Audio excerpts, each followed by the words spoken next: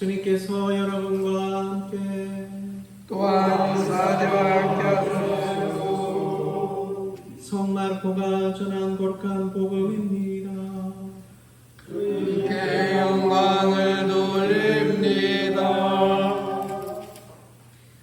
예수께서 제자들과 함께 빌립보의 가이사리아 지방에 있는 마을들을 향하여 길을 떠나셨다. 가시는 도중에 제자들에게 사람들이 나를 누구라고 하더냐 하고 물으셨다. 세례자 요한이라고들 합니다. 그러나 엘리야라고 하는 사람들도 있고 예언자 중에 한 분이라고 하는 사람들도 있습니다. 하고 제자들이 대답하였다. 그러면 너희는 나를 누구라고 생각하느냐 하고 예수께서 다시 물으시자 베드로가 나서서 선생님은 그리스도이십니다 하고 대답하였다. 그러자 예수께서는 자기 이야기를 아무에게도 하지 말라고 단단히 당부하셨다. 그때 비로소 예수께서는 사람의 아들이 반드시 많은 고난을 받고 원로들과 대사제들과 율법학자들에게 버림을 받아 그들의 손에 죽었다가 사흘 만에 다시 살아나시게 될 것임을 제자들에게 가르쳐 주셨다. 예수께서는 이 말씀을 명백하게 하셨던 것이다. 이 말씀을 듣고 베드로는 예수를 붙들고 그래서는 안 된다고 펄쩍 뛰었다. 그러자 예수께서는 돌아서서 제자들을 보신 다음 베드로에게 사탄아 물러가라. 하느님의 일은 생각하지 않고 사람의 일만 생각하는구나 하시며 꾸짖으셨다. 예수께서 군중과 제자들을 한자리에 불러놓고 이렇게 말씀하셨다. 나를 따르려는 사람은 누구든지 자기를 버리고 제 십자가를 지고 따라야 한다. 제 목숨을 살리려는 사람은 잃을 것이며 나 때문에 또 복음 때문에 제 목숨을 잃는 사람은 살릴 것이다. 사람이 온 세상을 얻는다 해도 제 목숨을 잃는다면 무슨 이익이 있겠느냐? 사람이 목숨을 무엇과 바꿀 수 있겠느냐? 절개없고 죄 많은 이 세대에서 누구든지 나와 내 말을 부끄럽게 여기면 사람의 아들도 아버지의 영광에 쌓여 거룩한 천사들을 거느리고 올 때에 그를 부끄럽게 여길 것이다. 주님의 복음입니다. 그리스도를 찬미합니다.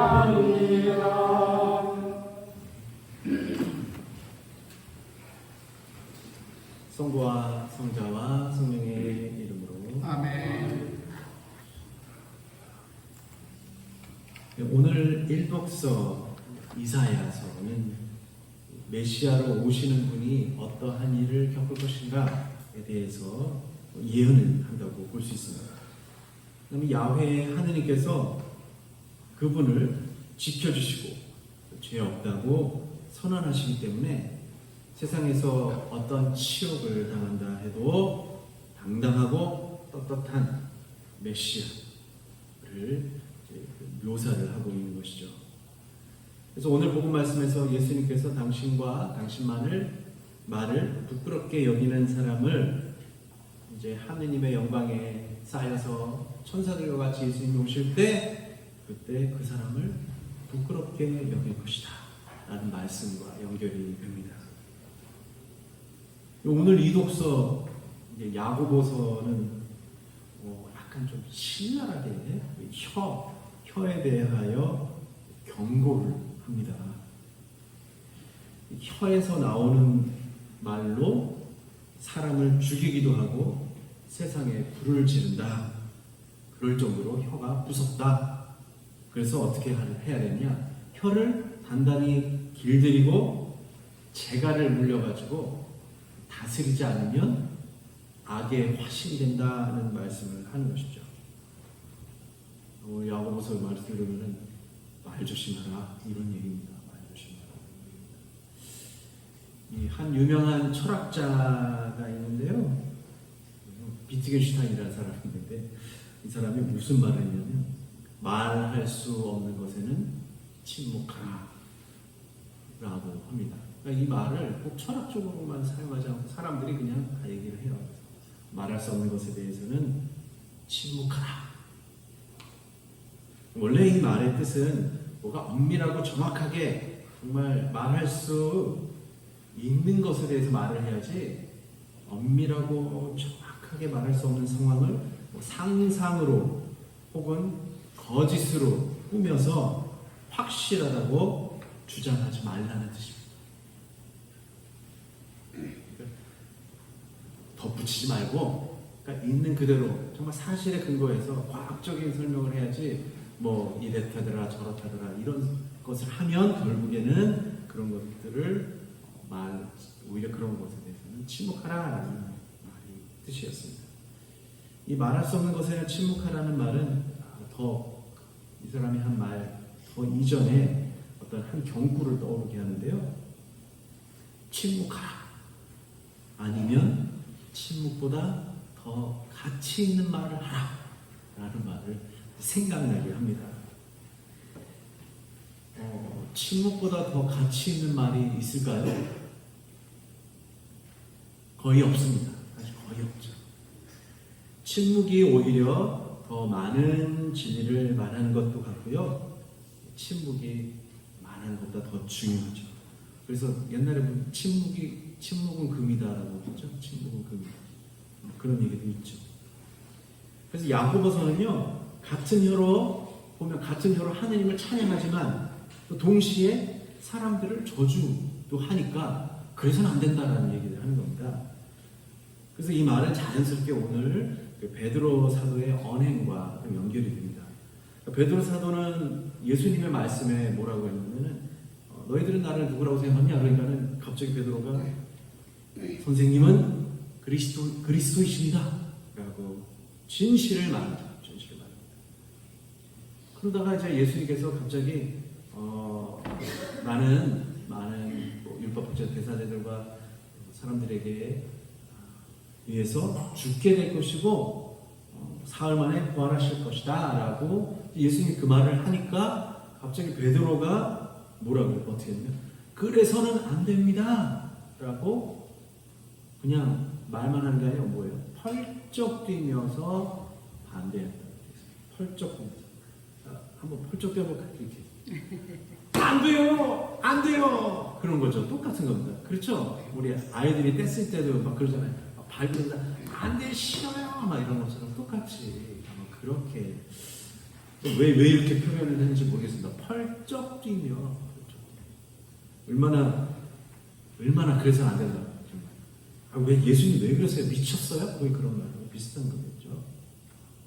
그러니까 베드로 사도는요, 입으로는 하느님을 그리스도라고 고백하고 곧이어서 예수님께서 순환당하실 것이라고 하시니까 안 된다고 말을 막아서죠. 그러니까 한 입에서 그리스도라고 고백하고 다른 입으로는 그리스도를 믿지 않는 꼴이 된 겁니다. 그러니까 한 입으로 두 가지 말을 한 꼴이 되었고요. 예수님께서 베드로 사도 보고 그래서 사탄아 물러가라 라고 꾸짖으십니다. 우리는 종종 해서는 안 되는 말, 해도 좋은 말을 잘 분간하지 못하고 말하는 경우가 참 많죠. 저도 뭐 예외는 아니겠죠. 그러다 보니까 어떻게 해요? 뭐 교우들끼리도 그렇고 이웃끼리도 그렇고 남의 말을 옮기다가 어떻게 돼요? 싸우고 원수로 지내는 모습을 우리는 왕왕 보게 됩니다. 그러니까 뭐라 그래? 혀가 길이가 어떻게 돼요? 한치. 한치 혀가 부른 이 파장과 분란이 얼마나 큰지를 사실 잘 알고들 계시죠. 그런데도 남만하기 좋아하고 어러쿵 뒤에서 이야기하는 일들이 사실 끊이지 않습니다. 야고보서 말씀대로 입에다가 재갈을 좀 물려야 할지도 모르겠습니다. 근데 또 너무 말을 안 하면 어떻게 돼요? 또 오해가 쌓여가지고 난리가 나는 경우도 있죠. 그래서 더욱더 방금 말씀드렸던 격언 말씀이 이제 더 중요하게 생각합니다. 떠오릅니다. 침묵하라. 아니면 침묵보다 더 가치 있는 말을 하라. 베드로 사도는 침묵보다 더 가치 있는 말을 첫 번째는 했죠. 선생님은 그리스도이십니다. 근데 두 번째는 침묵하지 않음으로써 사탄의 누명까지도 쓰게 됩니다. 안중근 의사가 남긴 말하면 떠오르는 게 뭐가 있나요? 손가락 자르고 대한국인? 그거는 말이 아니고 이제 글을 남기신 거죠. 뭐가 있을까요? 가장 떠오르는, 안중근 의사가 남긴 말 중에 가장 떠오르는 말씀. 은지가 혹시 안중근 의사가 한 말, 이거 되게 유명한 말인데, 예. 하루라도 책을 읽지 않으면 입안에 가시가 돕니다. 이 안중근 의사가 한 말이에요. 안중근 의사가. 그러니까 제가 어렸을 때는 안중근 의사가 이런 말이에요. 책을 읽지 않으면 정말 입안에 가시가 돋았나? 그럴 정도로 가시가 돋으니까 아프니까 안 아프려고 독서를 열심히 했나 보다 그렇게 생각을 했었어요. 제가 어렸을 때. 그러니까 얼마나 책을 열심히 읽고 읽지 않는 날이 되면 입안이 헐 정도로 그랬나, 그렇게 독서에 굶주렸나 보다라는 생각을 했었는데요. 이 후에 이제 이 말의 원래 뜻을 이제 알게 되는데요. 이 책을 읽지 않으면 입에 혀에 이제 가시가 도는 거예요. 그래서 입에서 나오는 말들이 다 독소를 퍼붓게 된다는 말입니다. 그러니까 책을 계속 읽으면 어떻게 되냐면 그만큼 이제 침묵하면서 좋은 말을 이제 새기고, 그러다가 보면은 좋은 말을 새기다 보면 어떻게 돼요? 나가는 말도 좋은 말이 나가게 된다는 거죠. 그런데 읽지 않고, 그래서 책을 읽지 않고 자기를 돌아보지 않으면 내 생각이 옳은지 그른지도 모르면서도 어떻게 해요? 내 생각만 옳다라고 생각하면서 남을 판단하기 시작한 거죠. 그리고 그렇게 깊이 사색하지 않고 그냥 앞에 보이는 말 그대로만 말을 하다 보니까 어떻게 되냐면 가시처럼 날카로운 말이 그냥 입 밖으로 튀어나오게 돼요. 저 사람은 왜 저래? 그리고 뒤에서 이제 가서 이런 얘기를 하죠. 뒤에 이제 만나면 그 친구 말이야 이러이러 해갖고 별로 안 좋아, 별 이상한 짓을 다 했어 하면서 이제 막 그런 말들을 이제 퍼뜨리게 되는 것이죠.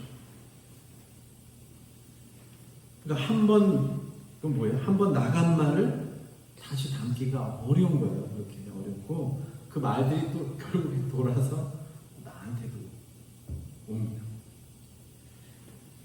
그럼 어떻게 돼요? 그렇게 말하면 나중에 알아봐요. 그러니까 상처를 입은 사람이 하고 이제 원수가 되는 거죠. 그러니까 재빨리 그러면 어떻게 돼요?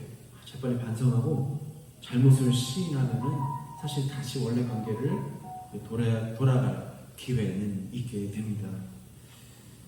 그렇지만 우리가 사실 책을 읽는 일이 그렇게 쉽지가 않죠. 책을 읽는 거는 학교 다니는 학생들만 읽는 거라고 생각도 하고, 사실 책을 읽는 일이 그렇게 쉽지가 않습니다. 그러면은 침묵하는 일은 쉬울까요? 입 다물고 있는 것이 쉬울까요? 책을 읽는 게 더 쉬울까요? 둘 다 어려워요. 둘 다 어렵습니다. 그러니까 책을 읽는 것은 어쩌면은 사실 침묵하면서 나는 침묵하면서 듣는 일입니다. 그러니까 만약 베드로와 같은 사도들이 예수님의 말씀을 침묵하면서 들었더라면 오늘처럼 사탄이라는 비판을 듣지 않았을 것입니다. 근데 예수님은 그럼 책을 읽으셨을까요? 근데 독서 말씀, 복음, 성서 말씀에서 예수님께서 무슨 책을 읽으셨다라는 말은 나오지 않아요. 그리고 예수님께서 무슨 학교를 다니셨다는 말도 나오지는 않습니다. 하긴 그 옛날에 학교나 이런 것들이 그게 있지는 않았겠죠. 그런데 복음에서는 이제 회당에 가셔서 복음서를, 성경을 읽으셨다는 대목은 많이 나와요.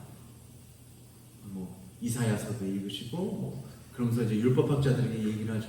어디에 이런 얘기가 나오지 않느냐? 다윗이 제사장들만 먹었었던 빵을 들어가서 안식일에도 먹지 않았느냐? 이런 식으로. 그러니까 성경을 읽으셨던 거예요. 그러니까 복음서에는 예수님께서 따로 우리가 이렇게 성경책을 읽으셨다는 말은 없지만 항상 성경을 읽으셨다는 것이죠. 읽으셨다. 그러니까 예수님께서는 결국은 그러면 누구의 말씀을 읽은 거예요? 하느님 말씀을 읽으신 거예요. 그리고는 또 읽으시기만 한 것이 아니라 수시로 홀로 기도하셨다. 그 얘기는 결국은 하느님 말씀을 읽으시고 침묵 가운데 기도하시면서 하느님의 말씀을 들으신 것입니다. 내가 소리를 막 지르고 있으면은 하느님의 말씀을 들을 수는 없어요. 그렇겠죠. 내가 소리를 막 내고 있으면은 다른 사람의 말을 들을 수 있나요? 안 듣죠. 그리고 내가 내는 소리를 잘 듣지 못하는 경우도 있습니다. 그러니까 예수님께서 이런 마음을 이렇게 항상 하느님의 말씀을 침묵 가운데 읽으시고 기도하시고 하느님의 말씀을 들으셨죠. 오늘 복음에서 예수님께서는요, 당신이 누구인가를 제자들에게 물으셔요. 예수님은 사실 당신이 누군지를 잘 아셨겠지만 제자들도 아는지 알고 싶으셨나 봅니다. 그래서 베드로 사도가 선생님은 그리스도이십니다 라고 하니까 옳지, 아이고 잘 알고 있구나 라고 생각을 하셨습니다. 예수님은 당신이 누구시고 어떤 길을 가실 것인지를 잘 알고 계시는 분이었어요. 그러니까 어려운 말로 예수님의 신원, 그리고 예수님의 정체성에 대해서 알고 계셨던 겁니다. 그래서 사람들은 질문을 하죠. 예수님이 누구신가를 질문한다기보다는 나는 누구인가? 나는 누구인가? 라는 질문을 합니다. 예수님께서 여러분들이 나를 누구라고 생각하십니까? 라고 물으셨듯이 보통 우리도 그렇죠. 나는 누구인가? 라는 질문을 합니다. 이 질문의 해답을 찾고자 평생을 살아갑니다. 정말로 나는 누구일까요? 참 어려운 질문입니다. 보통은 그렇죠. 나는 사라지고요. 보통 주위 사람들이 아이고 부를 때 어떻게 불러요? 용훈이 엄마 이렇게 불러요. 루시 어머님한테 루시 어머니 우리 이름을 안 부르고 용훈이 엄마 이렇게 불러요. 나는 어디로 간 걸까요? 도대체 어디로 사라졌을까요? 누구 아빠, 누구 엄마 뭐 이렇게 부르고 막 그렇습니다. 나는 누구일까는 정말로 어렵습니다. 그래서 예수님께서 오늘 질문하시죠. 당신은 누구입니까? 당신은 누구입니까? 여러분은 누구입니까? 세상에 태어나서 자라고 또 일하고 결혼하고 자녀도 낳고 나이가 들어가고 하는데 정작 나는 누구인지 정말 모르기도 합니다. 한 세상 살아가기 너무 힘들다. 아이고 일하기도 바빠 죽겠는데 아이고 나를 어디서 찾아 이렇게도 생각하실 수도 있죠. 예수님은 당신 자신을 누구라고 하셨을까요? 그분은 하느님의 말씀을 읽었어요. 그리고 기도하셨고 하느님의 음성을 들으신 거죠. 그러면서 자신이 누군가를 아셨던 거죠. 우리는 그럼 어떻게 해요? 우리는 하느님과 예수 그리스도의 말씀을 읽잖아요. 읽으시죠? 그리고 하느님과 기도를 드리죠. 예수 그리스도의 이름으로 기도합니다.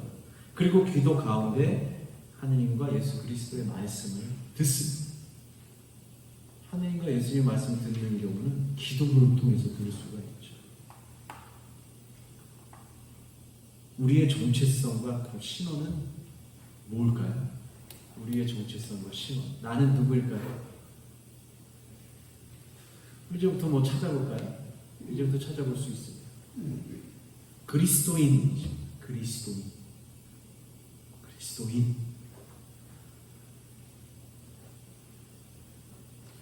그리스도인은 그리스도께서 하느님의 말씀을 읽고 기도하시고 들으셨듯이 그리스도의 말씀을 읽고 기도하고 듣는 사람들입니다. 그러니까 내 말보다는 하느님의 말씀, 예수 그리스도의 말씀을 말하는 사람들. 침묵하면서 들어서 침묵보다 더 가치 있는 말인 하느님의 말씀을 하는 사람들. 여러분들 자신이 누구인지 모른다면 나는 그리스도를 따르는 사람들이다 라고 이제부터 알아가시는 겁니다. 그리스도의 말씀을 읽으시면요, 입안에 가시가 돋지 않아서 다른 이들에게 독설을 하지 않고요, 다른 이들을 판단하지 않게 됩니다. 그리스도와 함께 기도하시면요, 설령 어쩌다가 남에게 독설을 퍼붓고 저주를 했다 해도 재빨리 뉘우쳐서 그 사람에게 가서 잘못을 인정하고 용서를 청하게 됩니다. 그리스도의 말씀을 듣게 되면요, 말보다는 침묵을 배우게 됩니다. 그리고 말씀대로 살아가게 됩니다. 그러면 천사가 여러분들을 귀하게 여기게 되는 것입니다. 우리는 누구인가요? 우리는 그리스도인입니다. 무엇 하는 사람들인가요? 하느님의 말씀을 읽고 기도하며 그분의 말씀을 듣고 침묵하면서 말씀을 따르는 사람들입니다. 그러면 누구든지 여러분들을 함부로 여기지 않고 그리스도를 증거하는 사람으로 보게 됩니다. 저 사람들은 어떻게 말씀 하나가 이렇게 고귀하게 말을 하는가? 남을 헐뜯지 않고 예수 그리스도의 말씀처럼 그렇게 말씀한 말들을 하는가? 이렇게 생각하겠죠. 그러면은 그 사람들이 우리를 함부로 대하지 못합니다. 말보다는 침묵하고, 말보다는 그리스도의 말씀을 읽고, 말보다는 그리스도와 함께 기도하십시오. 말을 못해서 막 근질근질 하더라도 그걸 참는 것이 오히려 그리스도의 십자가라니 하고 참고 기다립시다. 누구나 다 제 십자가를 지고 가야 된다고 하셨죠. 남의 이야기 막 하고 남을 막 헐뜯고 싶은 그 말을 막 근질근질해도 이걸 참고 그것이 나의 십자가이니 하고 인내하십시오. 그래서 한 입으로는 하느님을 찬양하면서도 다른 이에게 저주를 하는 사람이 되지 맙시다. 이렇게 나 자신이 그리스도인이라는 정체성을 가지고 살아갑시다. 성부와 성자와 성령의